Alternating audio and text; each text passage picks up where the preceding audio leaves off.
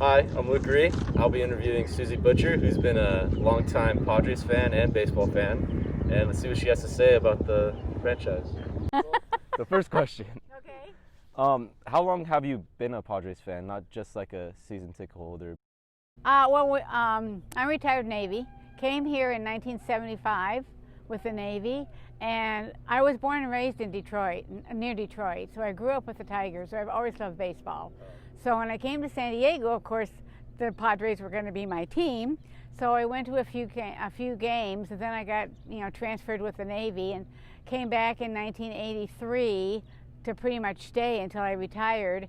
So I went to some games in 83, 84 was their main year when they went to the World Series. So basically since 75, since I've moved here. Great. And is that what drew you to the ball club, was when you moved to San Diego, or was it like the energy and like the players and how they played? Well, it's baseball. I'm just a huge baseball fan. I grew up, like I said, with the Tigers, and they were going to be my team now, so I, went to as many games as I could. And then 85, I got season tickets in 1985. What was the experience change like from Jack Murphy Stadium to Petco Park? Like, what was that transition like? That was a huge change, because Jack Murphy was basically a football stadium. It's very big, very huge, and the Padres weren't doing so great back then, and so we didn't fill it up. But Petco Park is a ballpark. It's made for baseball. It's a smaller stadium. It doesn't hold that many, 46,000 people. So it's perfect. You're closer to the field than we were at Jack Murphy Stadium. When you sit on the field, you're like almost right on top of the players, and it really gives you a great experience to watch the game at Petco, because it's a true ballpark.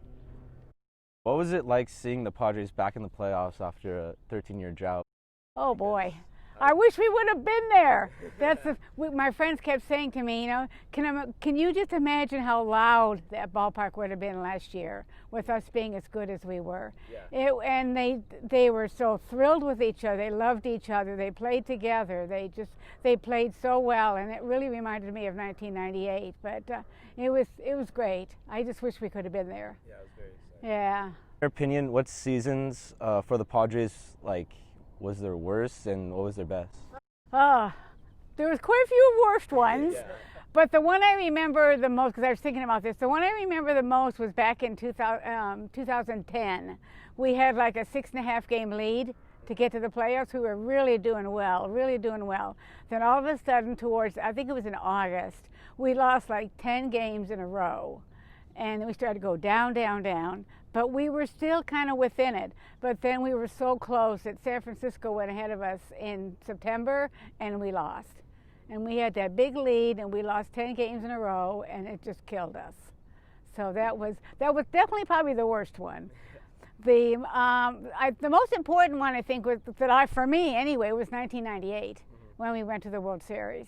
Yeah. That was just, from beginning to end, that was so exciting. Because we went in 1984 for our first World Series, but 98 the stadium had more seats. It got rebuilt a little bit at Jack Murphy, and there was more seats. There was like 70,000 people there.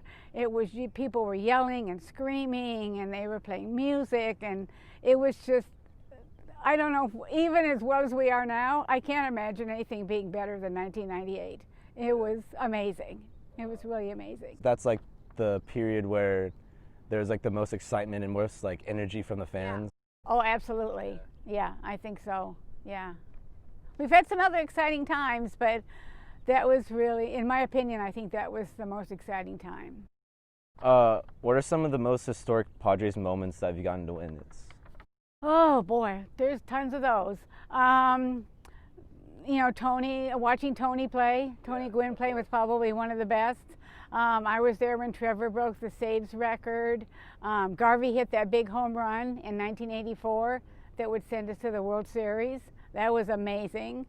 We've had a lot of walk-off home runs, like Grand Slam walk-off home runs that people have done.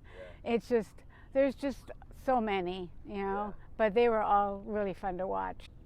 Who are some of the players that you've gotten to meet over the years? Like, have you been able to talk to some? Yeah, I've got quite a few friends. You guys probably won't remember them, but Phil Nevin used to played with us in the early 2000s. He and I are still good friends, and we keep in touch.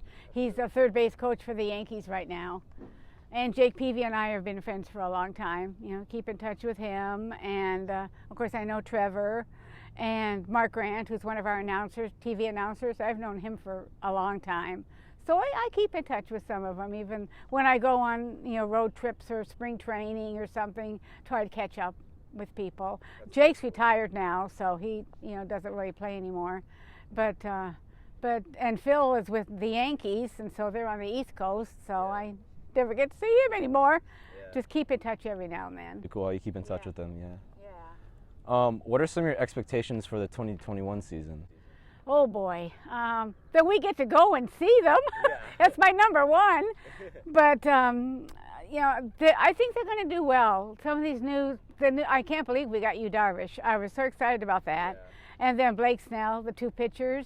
And I just want them to forget about, I mean, even though it was great last year, forget about last year. It's a new year now. We've got to start over again with new people.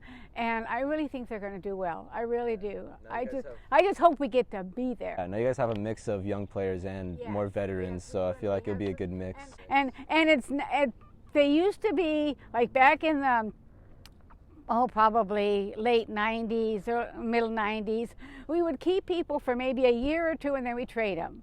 Now we're starting to keep more people. You know, we got Hosmer, we got Tatis hopefully for a long time. And these people have been around. Will Myers, we've been there for a while now, so they're gelling with each other.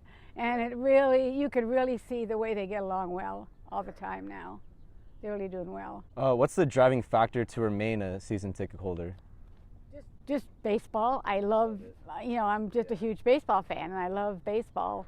And no matter how bad they are or how good they are, I'm always there, you know, with my season tickets. I just, you know, they're my boys, so I gotta cheer for them. That's really cool. Win or lose, I'm always there. What is your affiliation with the San Diego Padres, and what is their mission? Okay, well, the Padres have been together since 1972. So next year will be our 50th anniversary. And they were started by the Padre wives back in the 70s to help raise funds for Little League baseball so that they'd have some extra funds and stuff. And the wives eventually got out of it. I've been with them since 1986.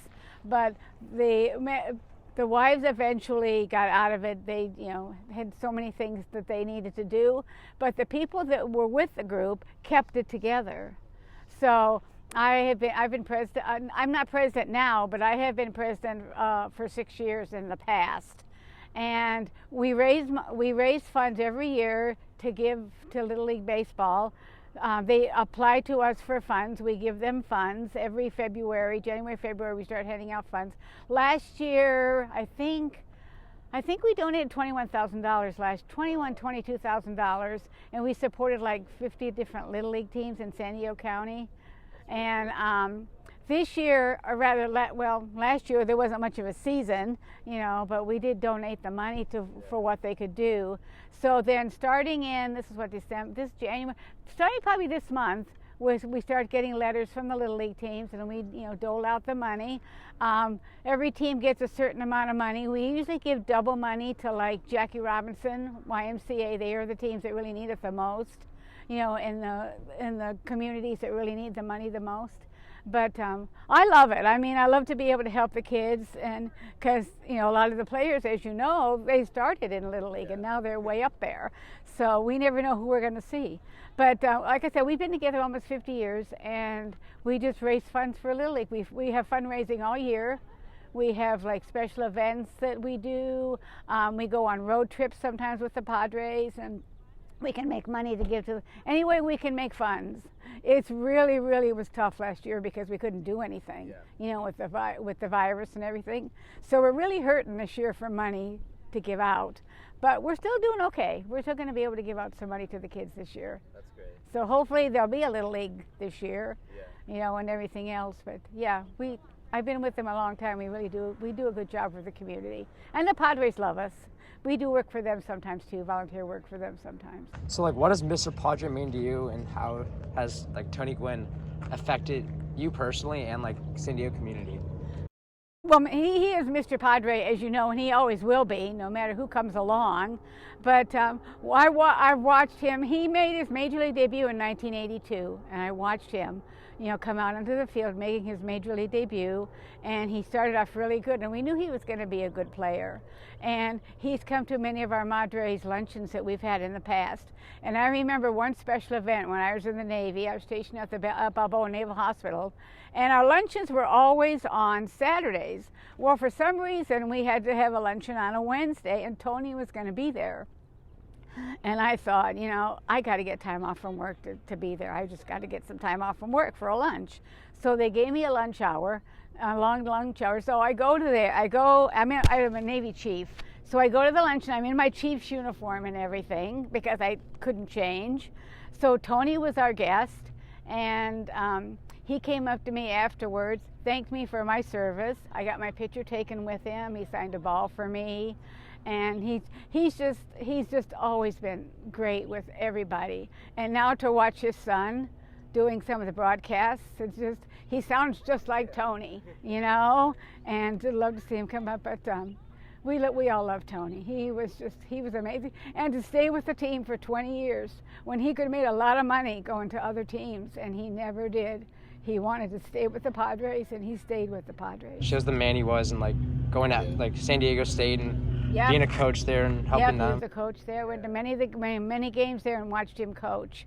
Yeah, he's truly missed. Yeah.